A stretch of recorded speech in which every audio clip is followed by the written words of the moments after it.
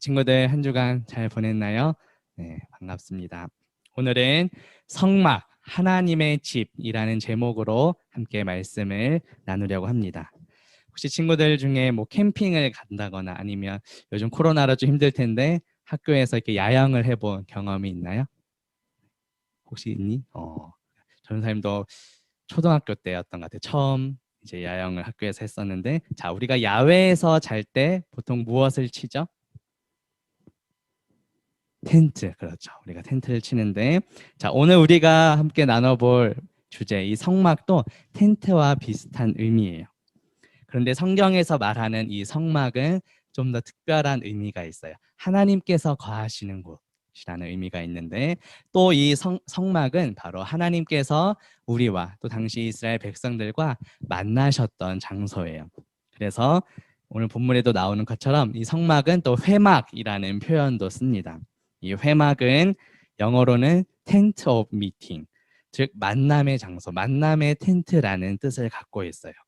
자, 그런데 하나님은 우리 눈에 보이시나요? 보이시지 않나요? 우리 눈에 보이시지 않아요. 하나님은 영이시기 때문에 보이시지 않는데, 자, 그래서 오늘 하나님께서 함께하고 계신다는 것을 보이기 위해서, 나타내시기 위해서, 드러내시기 위해서 오늘 본문에 보면 그 회막 위에 구름이 그 회막을 덮었다고 말씀해요. 이것은 하나님께서 임재하셨다, 하나님께서 가득하게 충만하셨다라는 것을 상징적으로 보여줘요. 그리고 또 여호와의 영광이 성막에 충만했다고 말을 합니다. 오늘 34절 보면 구름이 회막에 덮이고 여호와의 영광이 성막에 충만했다라고 말씀을 해요. 이것은 하나님께서 지금 성막에 함께하고 계신다는 것을 보여주고 있어요. 그래서 이 본문에 나오는 구름은 하나님께서 우리와 함께하심을 상징적으로 보여주는 겁니다.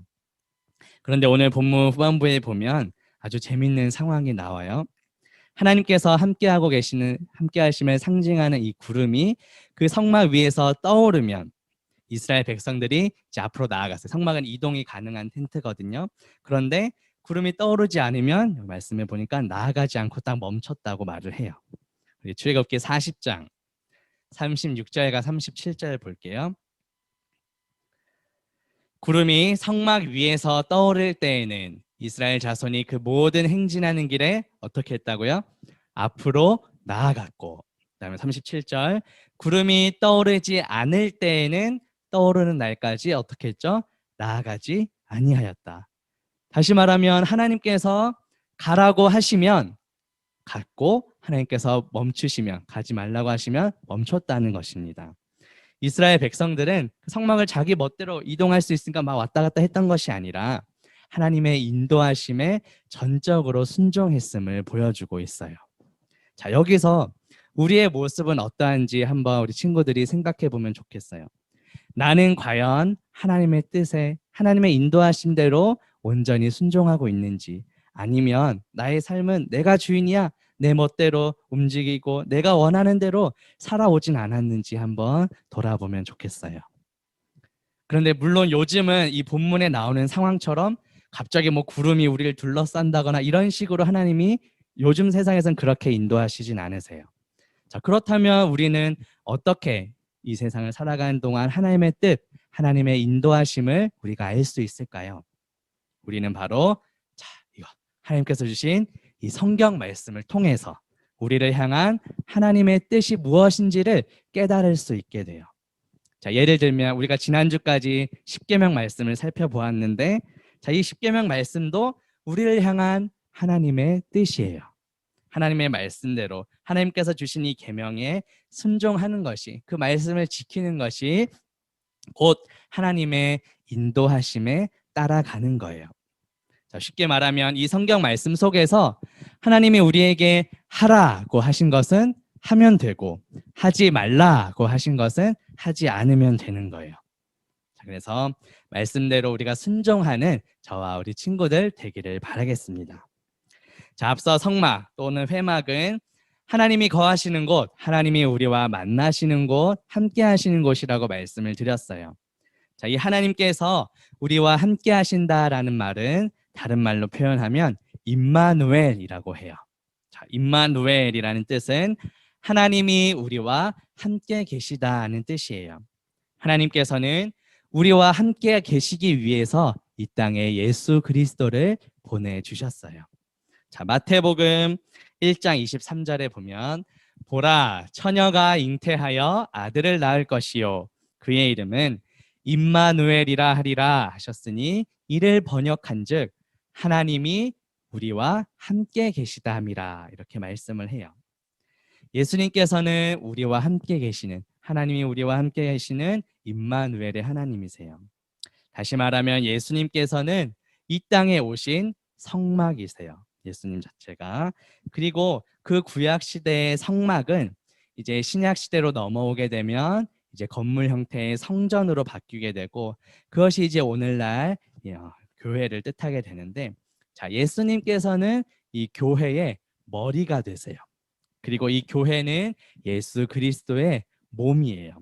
그리고 우리는 무엇이냐? 우리는 예수 그리스도를 머리로 하는 그 몸된 교회를 이루는 지체들이에요. 지체들은 무슨 뜻이냐면 이 몸에 붙어있는 어떤 팔다리 이런 것을 말을 해요. 자, 그래서 골로새서 1장 18절 말씀에 보면 여기서 그는 예수 그리스도이십니다. 예수님은 몸인 교회의 무엇이라고요? 머리시라. 그가 근본이시요 죽은 자들 가운데서 먼저 나신 이시니 이는 친히 만물의 으뜸이 되려 하심이라고 말씀을 합니다. 또 바울은 고린도전서 6장 19절에서 그 몸을 이루는 우리에게 또 이렇게 표현을 합니다. 너희 몸은 너희가 하나님께로부터 받은 바 너희 가운데 계신 성령의 전인 줄을 알지 못하느냐? 너희는 너희 자신의 것이 아니라 성령의 전, 우리 안에 성령이, 예수님을 믿는 자들 속에 우리 성령님을 보내주셨잖아요. 우리는 바로 우리 몸은 성령님이 거하시는 성령의 전, 성전이다라는 것을 볼 수 있어요. 자, 성부 하나님, 성자 하나님, 성령 하나님 다 같은 삼위일체 하나님을 우리가 믿잖아요. 따라서 이제 우리는 우리 몸이 바로 하나님께서 함께 하시는 성막이고 또 예수님의 몸을 이루는, 교회를 이루는 지체이고 또 성령님이 거하시는 성전이라는 사실을 우리가 기억해야 돼요. 자, 다시 말씀드릴게요. 성부 하나님께서 거하시는 성막, 우리는 또 성자 예수님의 몸된 교회, 그리고 성령님이 거하시는 성전이다. 내가 바로. 자, 그러면 이렇게 우리가 성막으로서 또 이 땅의 교회로서 이 땅의 성전으로서 우리가 어떻게 살아가야 할까요?